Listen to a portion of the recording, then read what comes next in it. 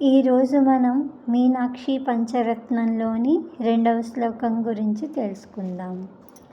ముక్తాహారలసత్కిరీటరుచిరాం పూర్ణేందువక్త్రప్రభాం సింజన్నూపురకింకిణీమణిధరాం పద్మప్రభాభాసురాం సర్వాభీష్టఫలప్రదాం గిరిసుతాం వాణీరమాసేవితాం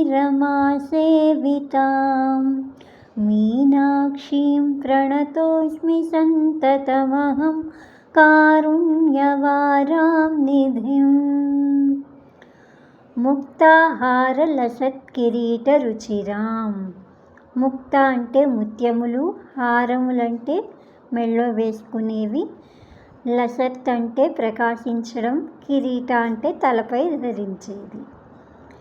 ముత్యములతో కూడిన హారములను, ప్రకాశించే కిరీటాన్ని అమ్మవారు ధరించింది. పూర్ణేందు వక్త్ర ప్రభాం. పూర్ణేందు, పూర్ణ అంటే నిండైన, ఇందు అంటే చంద్రుడు, వక్త్ర అంటే ముఖం, ప్రభాం అంటే వెలగడం. అంటే అమ్మవారి ముఖం ఎలా వెలుగుతోందట? పున్నమి నాటి చంద్రుడిలాగా కాంతివంతంగా వెలుగుతోంది. సింజన్నూపుర కింకిణి మణిధరాం. సింజన్ అంటే మధురమైన ధ్వని, నూపుర అంటే పాదాలు, కింకిణి అంటే చిన్న చిన్న గంటలు, మణులు, ధరాం అంటే ధరించింది. అమ్మవారు పాదాలకు ఏమేం ధరించిందట? అందెలు ధరించింది.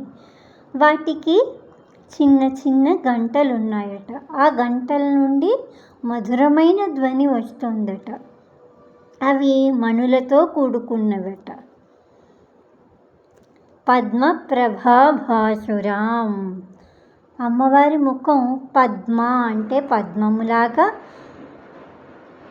పద్మము యొక్క కాంతిలాగా ప్రకాశవంతంగా వెలుగుతోంది. భాసురాం అంటే వెలుగుతోంది. సర్వాభీష్ట ఫలప్రదాం. సర్వాభీష్ట, అభీష్ట అంటే కోరికలు, సర్వ అంటే అన్ని, అంటే అన్ని కోరికల్ని అమ్మవారు తీరుస్తుంది.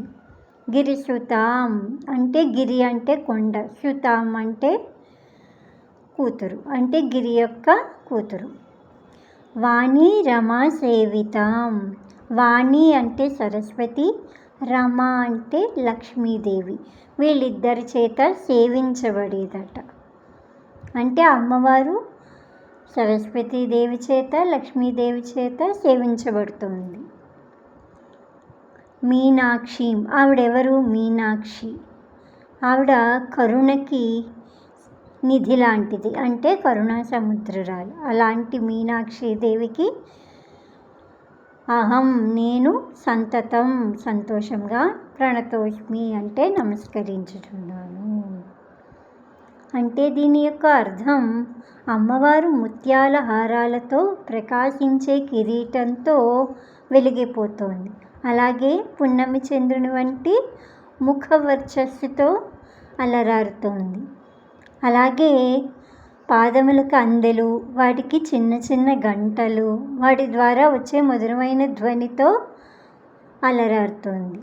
తర్వాత పద్మకాంతితో మెరుస్తూ కోరిన కోరికలు తీరుస్తోంది. అలాంటి గిరిపుత్రి సరస్వతీదేవి చేత మరియు లక్ష్మీదేవి చేత పూజింపబడుతోంది. అలాంటి మీనాక్షీదేవి కరుణకి కరుణానిధి అంటే కరుణా సముద్రురాలు అయిన మీనాక్షికి నేను సంతోషంగా నమస్కరిస్తున్నాను అని అర్థం. శ్రీమాత్రే నమః.